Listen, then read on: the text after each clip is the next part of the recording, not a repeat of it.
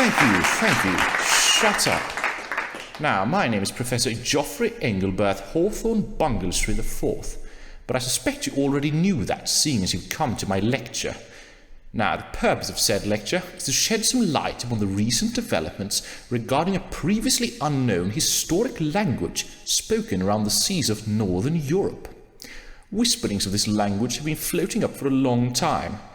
Indeed, the first time that a hint of it was presented to the general public was in the year 1845, when the esteemed author Sir Stephen of Hillenburg included what many believed to be a reference to it in his seminal speculative novel Robert Sponge, or A Matter of Squared Pants. Near the quarter point of this most august volume, Sir Stephen recounts the following series of events, if you'll permit me a quote.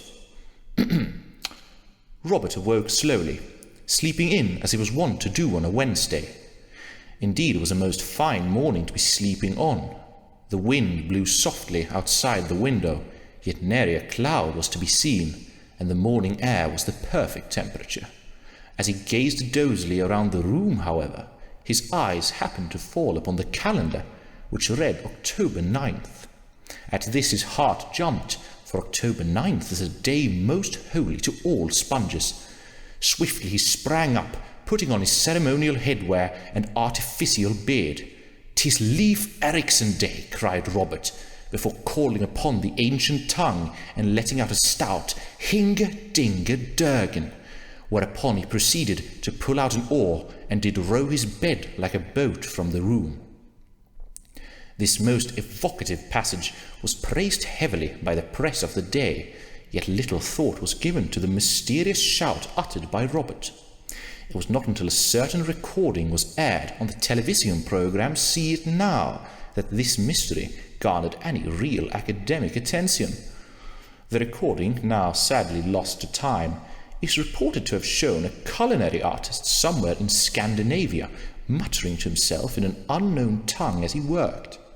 The focus of the segment itself was on the man's eccentric work methods, but it was his language that really caught the attention of scholars and authorities. The man was swiftly brought in for questioning by the CIA, who believed it to be some form of communist code. After 49 hours of constant interrogation, he confessed that it was the language of a small island off the coast of Norway, where his mother's family lived. This island is not marked on any maps and is surrounded by a constant bank of fog, but my team was able to locate it. What we found was truly remarkable. The language of these people was seemingly all but unchanged for hundreds of years, and what a language it was! A true testament to the history of these islands as great seafarers, the entire tongue is optimized for communication between nautical vessels. Indeed, I have now come to believe that this language is in fact the progenitor of the system of naval flag signals that was once used all over the seas, and which now survives in reduced form as the International Code of Signals. This is evidenced by the fact that the main manner of writing this language remained to the very end the raising of flags, though a handwritten script did also exist. The language's phonology is quite unlike any I've ever encountered in my 135 years as a linguist. Each of these signs is read in succession, amended with an ending for pronunciation, Inga for the unvoiced sounds and Erga for the voiced ones. In word final position, this would instead be either ing or ergen. Like its entirely flag-based descendants, the signs are combined in sets of 2 or 3 to form codes, which can mean a wide variety of different things at a wide variety of complexity levels. Compare the signals Tinga-Jörgesögen, meaning major wound, and Tinga-Fingerjörgen, meaning I am in urgent need of medical assistance, send a doctor immediately. This means that there is largely no correlation between the length of a sentence in the language and its English translation. An illustrative example from the later flag codes is the code BHN, which, had the spoken form survived, may have been rendered as Berger Hingenögen. and which means, do you think we ought to pass a vessel in this distressed condition? As I said, the language is largely comprised of 2 or 3 sign signals, with 2 sign signals generally being reserved for simple things like pronouns or establishing temporality. The language makes no distinction based on human gender, but does have separate pronouns for people and boats.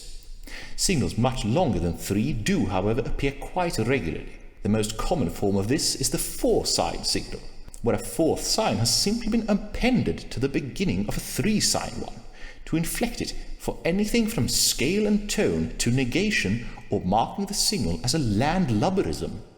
Compare Hingatingadörgen, I am unable to respond, with Hingatingadörgen, I am not unable to respond.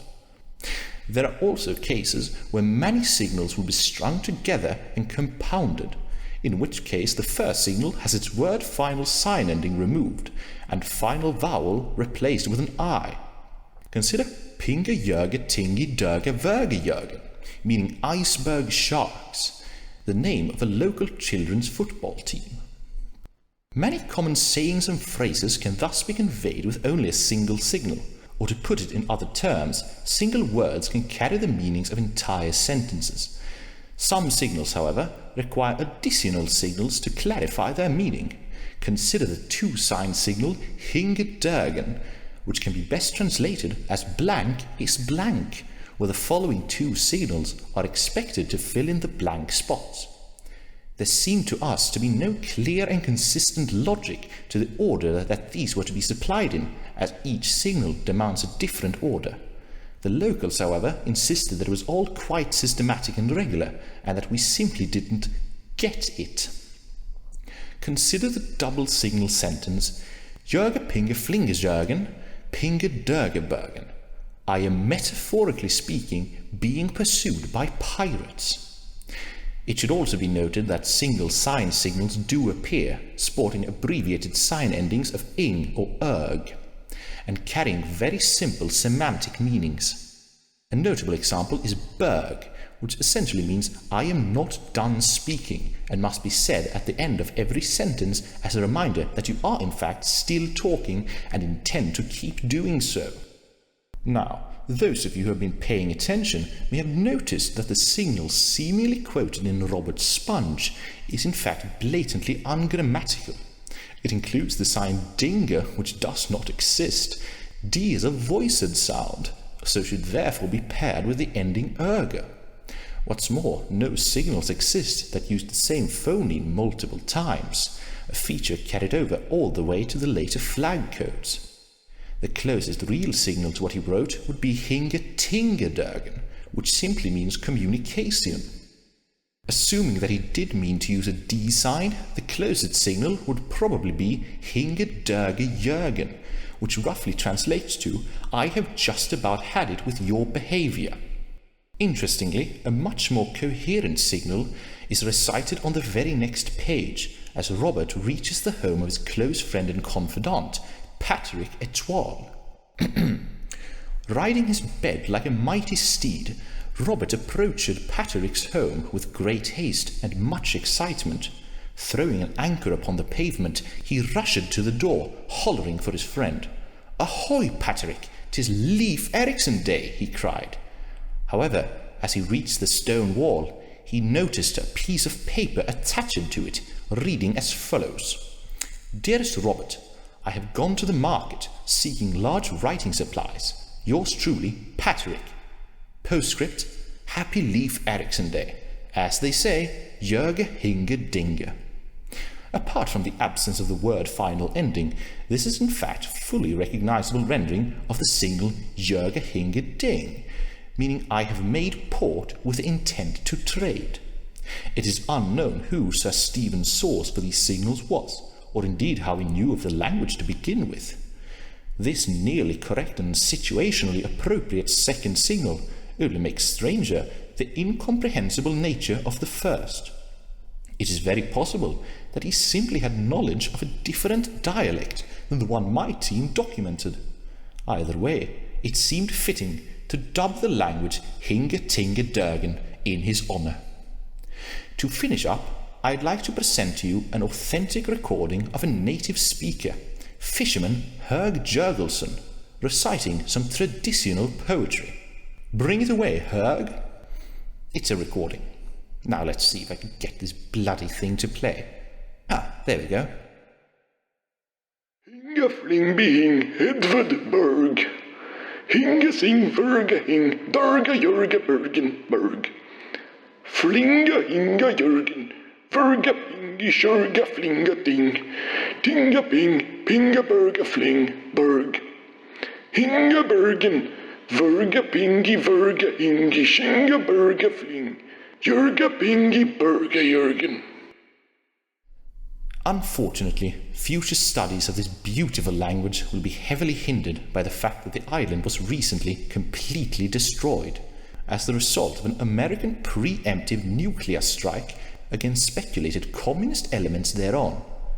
Yes, indeed, the island is gone, and its tongue with it, but its history lives on, both in naval safety standards and in the hearts and souls of the millions they inspired. And at the end of the day, maybe that's for the best. I mean, did you hear some of those examples? The word for my love for him is verga pingy verga she. I can't even bloody remember it. Like, I know we're all for cultural preservation here, but maybe it's best to let this one go. I mean, how are you even supposed to use this? It's just like, I really tried to have some actual proper new writing in this. I was going to have a whole presentation of a translation of the first chapter of Moby Dick, and I really wanted to do it, and it would have been really cool, but I couldn't bloody get it to work. They only have words for fucking boats. What the fuck am I supposed to do with this?